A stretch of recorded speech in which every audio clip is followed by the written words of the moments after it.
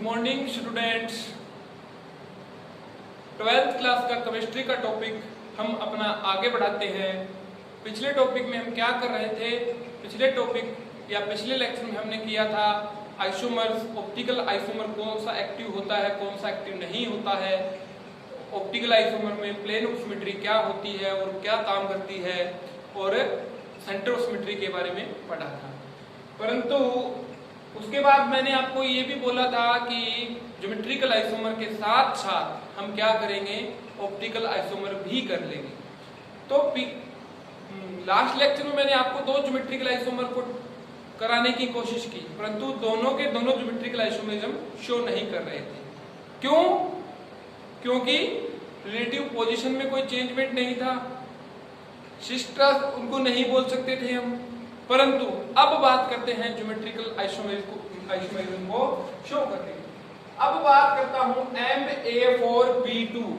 MA4B2 MA4B2 का मतलब बताऊं बच्चों? M का मतलब मेटल, कोई भी मेटल ले लो जैसे क्रोमियम, ठीक है। A4 का मतलब एक जैसे कोई चार लाइगेंड ले लो H2O4। B2 का मतलब एक जैसे कोई दो लिगेंड ले लो। ये होता है बच्चों इसका मतलब जो मैंने लिखा हुआ है। आप समझ रहे हो इस बात को? अब देखो, अब इसमें ज्योमेट्रिकल आइसोमेरिज्म की बात करता हूं मैं। इसमें क्या करता हूं? ज्योमेट्रिकल आइसोमेरिज्म की बात करता हूं। तो ज्योमेट्रिकल आइसोमेरिज्म की बात करूं बच्चों, तो अगर मैं दोनों बी को अपोजिट साइड रख देता हूं, पहले अपोजिट साइड रखने से पहले आप इन दोनों बी को क्या करो, सेम साइड रख दो। अगर बच्चों इन दोनों बी को मैं सेम साइड रखता हूं तो क्या होता है, यहां पर तो 90 डिग्री का एंगल बन रहा है, परंतु बी का कहीं बी के साथ 180 डिग्री का एंगल बन रहा है क्या? नहीं। क्यों? यहां पे आगे ए है, यहां पे आगे ए है। अब आप समझ रहे हो कि शीर्ष कौन सी पोजीशन होती है? मैंने बताया था आपको, ये दोनों पोजीशन यहां से लगे थे 1 2 3 4 3 4 पोजीशन बच्चों शीर्ष पोजीशन होती है। आप समझ रहे हो इस बात को? यहां पर बी के बीच में 90 डिग्री का एंगल है, बी और बी के बीच में। अगर बच्चों मैं यहां पर बात करूं तो बी और बी के बीच में कितने डिग्री का एंगल है? 180 डिग्री का एंगल है। इस बात को समझ रहे हो आप? 180 डिग्री का एंगल है। अगर एक स्ट्रक्चर में ऐसी बनाए जाए कि बी और बी के बीच में अगर 90 डिग्री का एंगल है और वो 3 और 4 पोजीशन के ऊपर प्रेजेंट हो, तो उस स्ट्रक्चर को बच्चों हम शीर्ष बोलते हैं कि नहीं बोलते? अगर बी और बी दूसरी स्ट्रक्चर की बात करें हम, तो उसमें 180 डिग्री का एंगल है, और बी और बी जो बात करें हमने 1 2 3 4 5 2 5 पे प्रेजेंट है। आप कल वाली या परसों वाली वीडियो में मैंने बताया था ये पोजीशंस 2 5 पोजीशन बच्चों ट्रांसपोजिशन होती है। तो यहां से हमें पता लग गया कि अपना ये जो ये है बच्चों, मैं इसे मिटो देता हूं एक बार, ये है वो शीर्ष है। शीर्ष क्यों है? क्योंकि both B are present at same side. और ये क्या है बच्चों? ट्रांस, क्योंकि both B are present at opposite side. अब आप ऑप्टिकल आइसोमर देखो इनमें। ये तो बच्चों हमने ज्योमेट्रिकल आइसोमर की बात की, अब आप ऑप्टिकल आइसोमर देखो। ऑप्टिकल आइसोमर इन दोनों में देखने पड़ेंगे हमें। ये दोनों के दोनों ऑप्टिकल आइसोमर इनमें चेक करते हैं। ऑप्टिकल आइसोमर को चेक करने के लिए सेम प्रोसीजर बच्चों, ऐसे पकड़ लो, पकड़ लिए। ये सेंट्रल मेटल एटम है, थोड़ा आगे बढ़ाऊं क्या? देखो हाथ से दिख रहा है ना, ये सेंट्रल मेटल एटम है बच्चों। और ये जो यहां पर दिया हुआ है बी, ये बी है, और ये नीचे वाला बी है, और यहां से यहां ऐसे कि दिया हुआ है ना, यहां से यहां ये बच्चों ए है, और ये भी ए है, और यहां पर भी ए है, और यहां पर भी ए है, ठीक है। और जो ए है, जो भी मॉलिक्यूल है सारे स्फेरिकल होते हैं, आपको पता है। अगर मैं इसको इस प्लेन के हिसाब से या आपकी साइड आकर बताऊं, मैं इस प्लेन के हिसाब से काटता हूं, तो ए है तो ए नीचे भी आधा फिर बचेगा ए का, ऊपर भी, यहां और यहां और यहां, ऐसे इसको काट देता हूं मैं। तो ऊपर वाला बी अलग बच्चों, नीचे वाला बी अलग, तो देखोगे आप कि जो ऊपर वाला पोर्शन है वैसा ही सेम नीचे वाला पोर्शन होगा। तो यहां पर क्या हो गया, प्लेन ऑफ सिमेट्री प्रेजेंट है, मतलब प्लेन ऑफ सिमेट्री, जिसमें बच्चों प्लेन ऑफ सिमेट्री प्रेजेंट हो,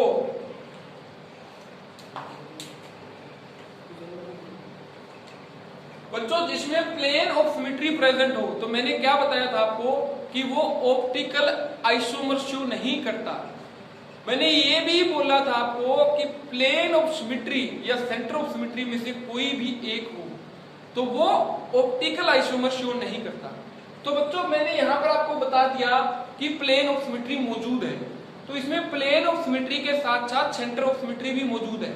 अगर चेक करते हैं, देखो आप, सेंटर से हम ऊपर जा रहे हैं तो हमें बी मिल रहा है, और उतनी ही दूरी पे नीचे जा रहे हैं तो बी मिल रहा है, इधर जा रहे हैं तो हमें ए मिल रहा है।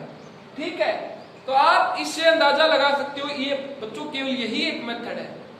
इस ऑप्टिकल आइसोमर को समझने के लिए आपको ये सेंटर ऑफ सिमेट्री और प्लेन ऑफ सिमेट्री अच्छी तरह से निकाल के देखनी पड़ेगी, ताकि आप ऑप्टिकल आइसोमर आसानी से बता सकें।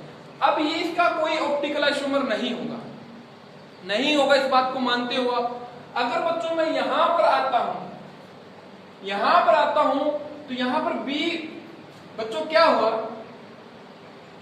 बी सेम साइड आ गया। अब आ जाओ बताता हूं आपको मैं, ये ऊपर बच्चों ए नीचे ए, इज इट ओके, ऊपर ए नीचे ए, परंतु यहां पर जो ए दिया हुआ है यहां पर ए, बट यहां पर बी और बी आ गई। तो अगर मैं इसको इस प्लेन से काटता हूं तो ऊपर ए बच गया, नीचे ए बच गया, ये ए है, ऊपर भी ए है, नीचे भी ए है, तो हाफ भाग में डिवाइड हो गया, हेमिस्फीयर में डिवाइड हो गया। इसी प्रकार ये अगर देखोगे ना, इस मतलब निकाल के तोड़ दोगे आप, अलग अलग कर लोगे, मतलब ये इसको भूल जाओ आप, ये इसको भूल जाओ, ऊपर वाला मतलब आधा स्फीयर यहाँ बचा है, आधा स्फीयर यहाँ पर ए का, यहाँ बी का, यहाँ बी का। अगर दूसरे पार्ट को देखोगे तो आधा स्फीयर बी का यहाँ पर बचा हुआ होगा, आधा यहाँ पर ए का, यहाँ पर ए का और यहाँ पर ए। तो दोनों पोर्शन बिल्कुल सेम है कि नहीं? अगर सेम है बच्चों तो वहां पर प्लेन ऑफ सिमेट्री प्रेजेंट है। अगर जहां प्लेन ऑफ सिमेट्री प्रेजेंट है वहां पर ऑप्टिकल आइसोमर शो नहीं होता। ठीक है,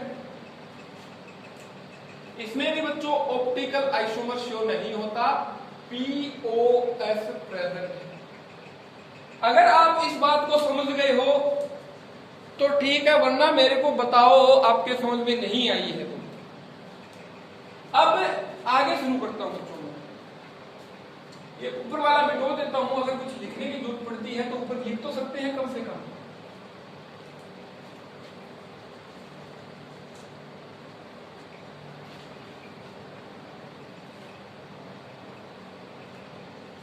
अब देखो बच्चों, अब बात करते हैं A4BC। A4BC की बात करूं, कोई भी मेटल ले लो, जैसे कोबाल्ट, A4 मतलब एक टाइप के 4 लाइगेंड ले लो आप, जैसे कि H2 ले लिया 4, फिर B अलग है Cl ले लिया, C अलग है Br ले लिया। तो इस टाइप का लिगेंड कैसे आइसोमर शो करता है? अब देखो, B और C के रिस्पेक्ट में आसानी से देख सकते हैं बच्चों, क्यों, और सारे तो सेम है। अगर B और C को हम एक बार 90 डिग्री एंगल पे रख दें और एक बार 180 डिग्री एंगल पे रख दें तो हमें रिलेटिव पोजीशन में चेंजमेंट मिलेगा कि नहीं मिलेगा? अगर देखो B और C 180 डिग्री पे प्रेजेंट है तो इसे हम क्या बोल सकते हैं बच्चों? ट्रांस। और ये अगर B एंड C देखो यहां पर सेम साइड प्रेजेंट है, सिस है, ये पोजीशन कौन सी होती है? 1 2 3 4, 3 4 पोजीशन हो गई। और आपको मैंने जो कल करवाया था ना, उसमें देखोगे 3 4 पोजीशन बच्चों क्या होती है? सिस। तो ये क्या हो गया? सिस हो गया। ठीक है, अब हमें इनमें क्या देखना है? अब हमें इनमें देखना है बच्चों क्या? ऑप्टिकल। ये तो ज्योमेट्रिकल आइसोमर देखे हमने, फिर ज्योमेट्रिकल आइसोमर हमने देख लिए। अब बात करते हैं हम ऑप्टिकल आइसोमर की। तो ऑप्टिकल आइसोमर के लिए तो 2 मंत्र बताए हुए आपको, एक तो प्लेन ऑफ सिमेट्री, एक सेंटर ऑफ सिमेट्री। अब चेक करो, किसी भी प्रकार से मैं ये कहता हूं ना आपको, इस प्लेन से काटो, इस प्लेन से भी काटते हो तो भी सेंटर ऑफ सिमेट्री नहीं आनी चाहिए, इस प्लेन से काटते हो तो भी सेंटर ऑफ सिमेट्री नहीं आनी चाहिए, इस प्लेन से काटते हो तो भी प्लेन ऑफ सिमेट्री नहीं आनी चाहिए। मतलब उस मॉलिक्यूल में ऐसा कोई प्लेन प्रेजेंट नहीं होना चाहिए जो मॉलिक्यूल को इक्वल दो हाफ या इक्वल या बराबर दो भागों में बांट सके। अब इस मॉलिक्यूल की बात करता हूं बच्चों में, क्या बात करता हूं, इस मॉलिक्यूल की बात करता हूं। अब देखो समझो इस हाथ से, ये ऊपर वाला B है बच्चों, नीचे वाला C है, यहां पर सारे A प्रेजेंट है, ठीक है।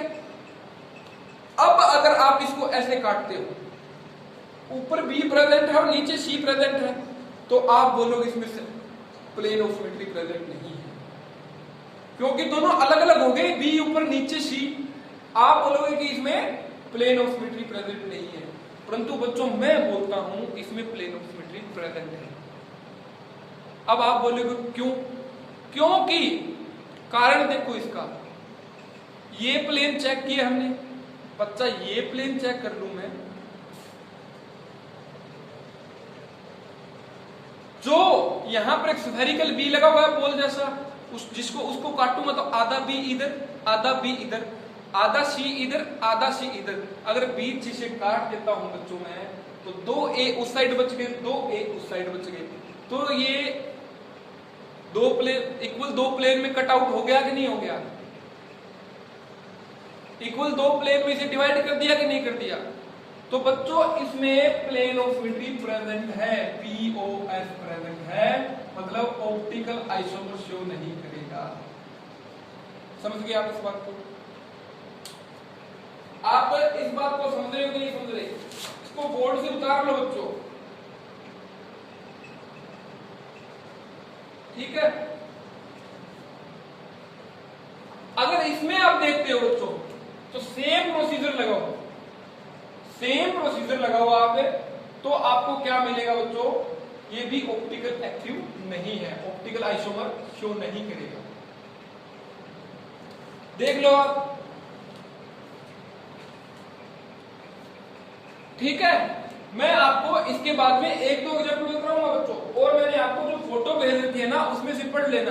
तो यार मैंने अब क्राइटेरिया बता दिया आपको, तरीका बता दिया आपको कैसे करना है। अब सारे एग्जाम्पल कराऊंगा तो लेक्चर का नंबर बढ़ता जाएगा, और सिलेबस इंक्रीज करने में, या देखें ये 2 नंबर का क्वेश्चन आता है, उसके लिए मैं 10-12 लेक्चर करवाऊं। ये ऑप्टिकल आइसोमर और ज्योमेट्रिकल आइसोमर एक बहुत वाइड टॉपिक है बच्चों, बहुत बड़ा है। इस पर अकेले पर जो स्टीरियो केमिस्ट्री पढ़ते हो ना आप 11वीं क्लास में, अगर उसको अच्छे से पढ़ा जाए तो उस पर केवल अकेले टॉपिक पर हम 20 से 25 दिन लगा सकते हैं। तो जितनी रिक्वायरमेंट थी वो आज मैं और कल आधे लेक्चर में क्लियर कर दूंगा, फिर आगे शुरू करूंगा। अगर आपको कोई दिक्कत होती है, जो मैंने आपको PDF दी है उसमें से एग्जाम्पल पढ़ो, रीडिंग मटेरियल भी है वो भी पढ़ो, तो पढ़कर अगर कोई दिक्कत आती है तो मेरे को बता दो, फिर आगे हम अगला टॉपिक बैलेंस बॉन्ड थ्योरी शुरू करेंगे कल, ठीक है। ये मिटाओ देना।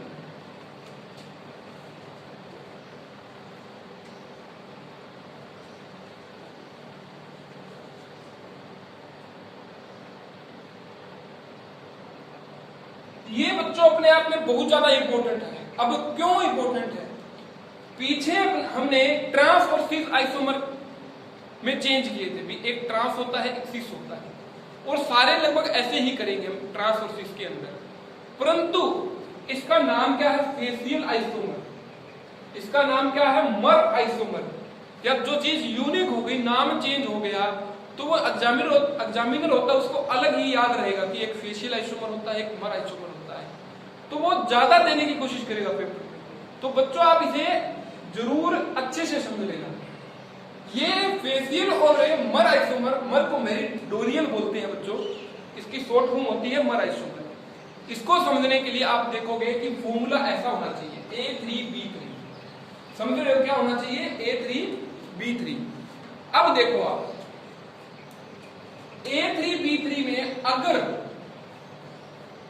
A3B3 में मैंने 3 Cl लिख लिए बच्चों, 3 Cl3 और 3 NH3। अब देखो CO Cl बॉन्ड, कितने बॉन्ड बनेंगे? CO कितने बॉन्ड है? 1 2 3 4, 1 ऐसे बन गया, 2 बन गया, 3 बन गया, 3 बॉन्ड है ना। अगर सारे CO Cl बॉन्ड या कोई जरूरी नहीं है बच्चों CO Cl बॉन्ड, सारे NH3CO NH3 बॉन्ड, इनमें से कौन सा ही पिक कर लो, 90 डिग्री पे प्रेजेंट हो, 90 डिग्री पे प्रेजेंट हो, उसे हम बोलते हैं बच्चों फेशियल आइसोमर। अब आप बोलोगे कि 90 डिग्री का मतलब, ये देखो ना बच्चों 90 डिग्री मैं बताता हूं, ये दोनों प्लेन में बिल्कुल सही है, मैंने बताया हो आपको, तो ये बीच में 90 डिग्री एंगल बन रहा है कि नहीं बन रहा, ठीक है। अब आप देखोगे कि ये जो सीएल होता है बच्चों ऐसे होता है ना, तो इसके बीच में और इसके बीच में 90 डिग्री एंगल बन रहा है, इसके बीच में और इसके बीच में 90 डिग्री एंगल बन रहा है, तो CL CO CL ये बॉन्ड हो गया ना। अगर तीनों के तीनों बॉन्ड बच्चों 90 डिग्री के बन रहे हैं, बेशक इसमें देख लो आप, जो ये है ना, जो ये क्या नाम लेते हैं NH3, ये पीछे की तरफ है, ऐसे भी इसी टाइप में ऐसे पीछे की तरफ है, तो ये पीछे की तरफ है, तो यहां पर देखोगे आप ये NH3 इस NH3 के साथ तो 90 डिग्री एंगल बना रहा है, ये इसके साथ भी 90 बनाएगा, ये इसके साथ भी 90 बनाएगा, इन दोनों में कोई सी कंडीशन हो सेम होगा ये। तो अगर 90 डिग्री का एंगल मिल जाता है तो इसका मतलब है तीनों के तीनों अगर 90 डिग्री के एंगल पे हो तो बच्चों वो होता है फेशियल आइसोमर। आप याद कर लेना, जरूरी है, क्योंकि इसका नाम अलग है, नाम अलग है, तो एग्जामिनर होता है उसके दिमाग में छप जाता है कि फेशियल एंड मेरिट या मर आइसोमर होता है, उसके दिमाग में ज्यादा रहता है, इधर उधर घूमता रहता है, इसीलिए वो पेपर में बार बार इसको फेशियल एंड मर आइसोमर को देता है। परंतु अब दूसरे की बात करूं मैं, तो इसमें बच्चों CL या ये कोई सा उठा लो आप, इसमें एक बॉन्ड तो ये 180 डिग्री का होता है और दो बॉन्ड बच गए वो 90 डिग्री के होते हैं, उसे बोलते हैं बच्चों हम मर आइसोमर। अब देखो कैसे, COCl 180 डिग्री हो गया कि नहीं हो गया, ऐसे है ये मार्कर ऐसे बीच में से पकड़ता हूं मैं, यहां पर क्या बोलता हूं मेटल एटम है, तो Cl ऊपर हो गया, नीचे Cl हो गया, तो 180 डिग्री हो गया कि नहीं हो गया। अगर Cl बाहर की तरफ लेता हूं तो इसके साथ 90 डिग्री, ये अंदर की तरफ लेता हूं तो इसके साथ 90 डिग्री। अगर ये कंडीशन हो बच्चों तो हमें क्या करना है, उसे मर आइसोमर बोलना है। अब फेशियल और मर आइसोमर की ऑप्टिकल आइसोमर की भी जांच कर लेते हैं, भी ऑप्टिकल आइसोमर होंगे कि नहीं होंगे, ठीक है।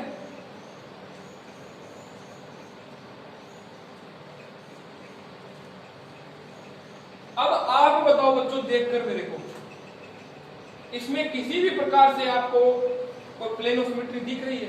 ये देखो आपको बता देता हूं, NH3 Cl NH3 Cl Cl NH3, अगर यहां से काटता हूं तो ऊपर Cl नीचे NH3, चलो ये मॉलिक्यूल तो प्लेन में है मान लिया मैंने, अगर इस हिसाब से काटता हूं तो इस साइड NH3 इस साइड Cl बढ़ जाते हैं, तो मतलब ये इसमें POS नहीं है, तो ये ऑप्टिकल आइसोमर शो करेगा। नोट किया आपने? नोट करो अच्छे से, ठीक है। परंतु इसमें प्लेन ऑफ सिमेट्री प्रेजेंट है, क्यों?